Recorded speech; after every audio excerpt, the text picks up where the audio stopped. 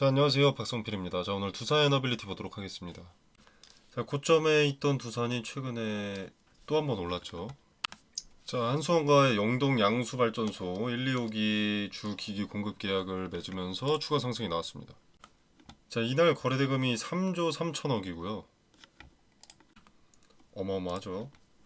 자, 근데 이 양수발전소가 뭐냐, 이 재료에 대해서 조금 알아보면은 일단 양수발전의 특징은 전력을, 에너지를 저장하는 기능입니다. 그러니까 ESS에 해당하겠죠. 자, 23년 기준에서 ESS 설비 중 양수 발전의 비중이 66.5%로 압도적이라고 하는 만큼 이 ESS 분야를 다룬다면 가장 큰 재료가 될 수 있겠죠.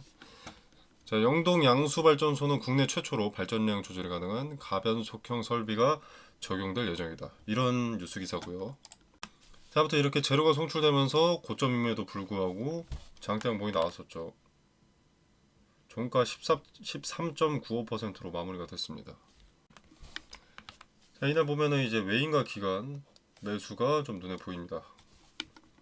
그래서 이렇게 쌍끌이 매수하면서 급등에 힘을 보탰는데, 자, 특히 이 기관에서 사모펀드의 물량이 좀 눈에 많이 띕니다. 자, 대충 보셔도 아시겠지만 이렇게 크게 매수한 놈들이 아니거든요. 쭉 내려봐도, 여기서부터 이렇게 쭉 내려봐도 플러스 34,000원 어디에도 보이지 않습니다. 그 근사치도 없습니다.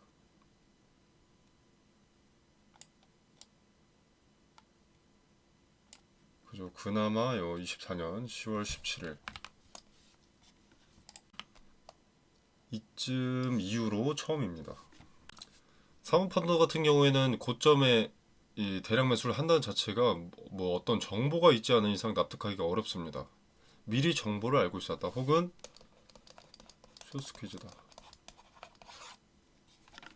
둘 중 하나로 생각이 됩니다. 자, 쇼스퀴즈라는 것은 이제 공매도 세력이 주가가 오를 것으로 예측이 되면 손실을 줄이기 위해서 다시 그 주식을 매수하는 걸 의미합니다. 더 추가적인 재료 송출이 없었다면, 만약에 없었다면 이날 요 자리에서 상승이 아니라 하락이 나오는 게 가능성이 압도적으로 높았으나 ESS 관련 추가 재료가 나오면서 손실을 줄이기 위한 급매수세가 아닌가, 이런 생각이 드는 거죠. 자, 그래서 높은 자리에 있다고는 보는데, 자, 근데 소스 퀴즈로 이제 공매도 세력의 공매도 수량을 갚고 나면 이건 다시 해결이 되는 일이고요. 그리고 고점에 추가적인 재료가 송출되면서 한 차례 급등이 또 나왔지만, 지금 주가가 올라가면 올라갈수록 리스크가 커지는 것은 너무나 당연합니다. 매수 심리의 위축, 매도 심리의 자극, 공매도의 압박. 자, 그렇기 때문에 저는 여전히 재료가 송출되면서 이렇게 급등이 나왔다고 하더라도 여전히 비중을 줄이시는 게 좋다고 봅니다. 두산 에너빌리티는 더 이상 못 가니까 전략 매도하시라는 게 아니고요. 당연히 더 갈 수도 있습니다. 재료가 너무 좋기 때문에. 자, 그러나 메리트를 믿고 우직하게 가기엔 리스크가 너무 커진 상황이라는 거죠. 어떤 폭등 종목이더라도 조정은 반드시 동반이 됩니다. 어떤 종목이 뭐 예를 들어서 100만 원이다. 자, 그럼 그 뒤에는 아주 치열한 조정과 반등이 있었습니다. 자, 두산에너빌리티 2025년 4월쯤부터 2만 원대부터 조정 없이 올라왔습니다. 자, 그래서 리스크에 유의하시길 바라겠습니다. 자, 그리고 변수라는 것은 상승에도 하락에도 모두에게 작용하죠. 자, 이번에는 상승에 작용을 했을 뿐입니다. 추가적인 재료, ESS 계약이 나온 자체가 변수입니다. 고점에 이게 나올 것이다 라고 미리 알 수 있는 주체는 두산 임직원 말고는 없죠. 있을 수가 없죠. 이게 어떤 재료가 있고 그 재료가 비전이 좋다, 전망이 좋다라고 해서 평생 올라가는 도구로 사용될 수는 없는 겁니다. 불과 며칠 전에 사용된 재료인 겁니다. 지금은. 물론 주가가 오르기는 했죠. 상황이 부정적이다라는 것은 절대 아니지만 기업의 상황, 주가가 이렇게 점점 올라간다는 것은 기업 자체한테는 리스크는 없습니다. 그러나 주가, 뭐 세력, 이런 부분의 리스크는 점점 커진다는 것을 의미합니다. 자, 이날만 거래대금 3조 3천억입니다. 이날만. 그 다음날도 1조 6천억이고요. 자, 오늘은 1조 3천억.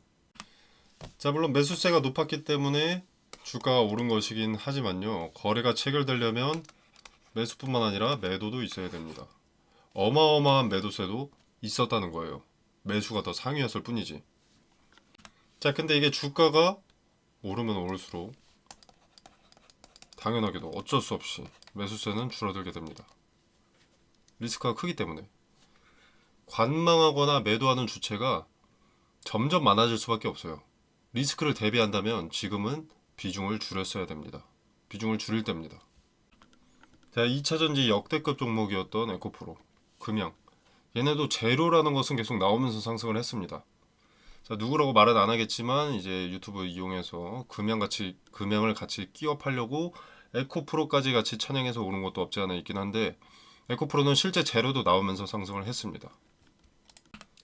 자, 인플레 감축법 수혜로 이제 미국 당시 바이든 대통령 요놈의 수혜도 봤었고요.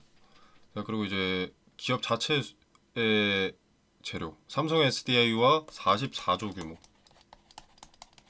규모 어마어마하죠. 양극재 공급 계약 뭐 이런 게 있었습니다. 정말 대단한 기업인데 미래 가치를 먼저 반영을 시켜버리니까 주가가 흐르더라. 미래 전망은 여전히 긍정적이지만 지나치게 빠른 속도로 미래 이익을 반영했다. 그리고 지금 두산 에너빌리티도 그러고 있다. 같은 흐름으로 가고 있다. 라고 보는 겁니다. 자, 이 말을 다른 관점에서 보면요. 고점임에도 불구하고 매수할 개인들이 넘쳐난다는 겁니다.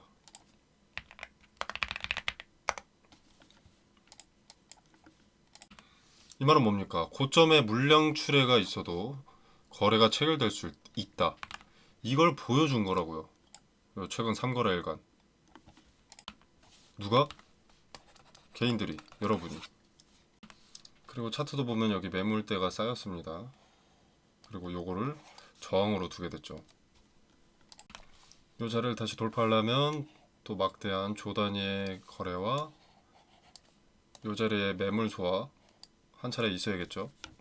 상승을 한다고 하더라도 일단 요 과정을 지켜보고 나서 저항이 되었었던 요 자리 위로 안착하고 그 다음에 요 자리를 다시 터치했을 때 지지되는지를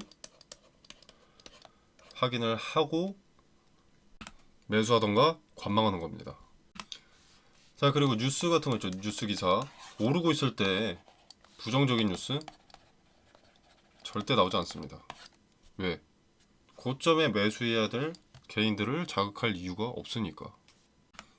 자, 종목의 등락과 관계없는 언론사나 뭐 유튜브, 뭐 뉴스나 기사나 유튜브나 종목이 이렇게 가파른 상승세를 보이고 있을 때는 부정적인 소리를 언급하지 않습니다.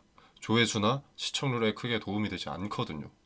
자, 그럼 저는 무슨 이유 때문에 리스크를 언급드린다고 생각이 드십니까? 저한테 무슨 이익이 있다고? 저도 이익을 보려면 두산에너빌리티를 찬양하고 10만원, 20만원, 100만원 간다 이런 허무맹랑한 소리를 해야 더 쉽습니다. 제가 절대로 더 오르지 못할 것이다 이런 말씀을 드리는 게 아니고요. 더 오를 수도 당연히 있는데 지금은 리스크가 너무나 크기 때문에 비중을 일단은 조금 줄이시는 게, 전략 매도 하시라는 게 아니라 분할 매도로 비중을 줄이시는 게 내 재산을 지키는 안전한 방법, 현명한 판단이라고 말씀을 드리는 겁니다. 자, 물론 지금은 의심스러울 수 있습니다. 그리고 웃는 얼굴에 침뱉는 꼴일 수도 있죠. 자, 근데 이제 추후 결과를 보고 그 결과까지 나아가는 과정을 봤을 때 무언가 깨달으시는 분들이 있을 거고요. 그리고 당장의 조회수, 좋아요, 구독, 그러니까 제 이익보다 여러분을 위한 진심 어린 조언이 언젠가는 들릴 거라고 생각해서입니다. 자, 그래서 여러분 마음대로 자유롭게 투자를 하시되 리스크가 커지고 있다는 것을 경계하시고 제가 이런 말을 했다라는 것을 기억해 주시면 감사하겠습니다. 자, 아무튼 각설하고, 자, 추가적인 뉴스가 나오고 1차 상승이 또 나왔었는데, 자, 그래서 거대한 매도세를 받아내고도 또 상승이 나왔습니다. 자, 종가는 거의 보합이지만요. 오늘은 하락했고. 자, 그리고 미래 가치를 반영하고 나서 만약에 전고점을 추후에 돌파하려면 조정이 있고 이렇게 돌파를 하려면 요게 연 단위의 시간이 동반될 수 있습니다. 동반될 가능성이 높습니다. 그리고 나서 이제 리스크가 다시 0이 되었을 때 윗자리의 매물을 다 소화할 정도로 당시 압도적으로 큰 재료가 나오고 윗매물을 싸그리 소화해서 전 고점을 돌파를 하는 겁니다. 지금 이 자리가 만약에 고점이라면 다시 이 자리까지 오는데 연 단위로 시간이 소모될 수가 있다는 겁니다. 손절을 만약에 안 한다면 그 긴 기간 동안 물려 계셔야겠죠. 두산에너빌리티는 2016년도 이후로 배당도 한 적이 없습니다. 리스크는 좀 더 크죠. 예금 적금보다 돈이 안 될 수 있는 거니까요. 자, 그리고 현재 두산에너빌리티의 매수세가 좀 세다 보니까 공매도가 또 쇼커버, 쇼스퀴즈하고 승승장구할 것이다. 이런 의견들을 좀 내세우시는 분들이 많은데, 자, 에코프로 얘기를 또 해서 죄송합니다만은 얘네는 어땠을 것 같으세요? 당시 개인들의 에코프로 매수는 역사책에 나와야 할 정도로 압도적이었습니다. 최고점을 찍고 내려올 때도 거래는 계속 실렸습니다.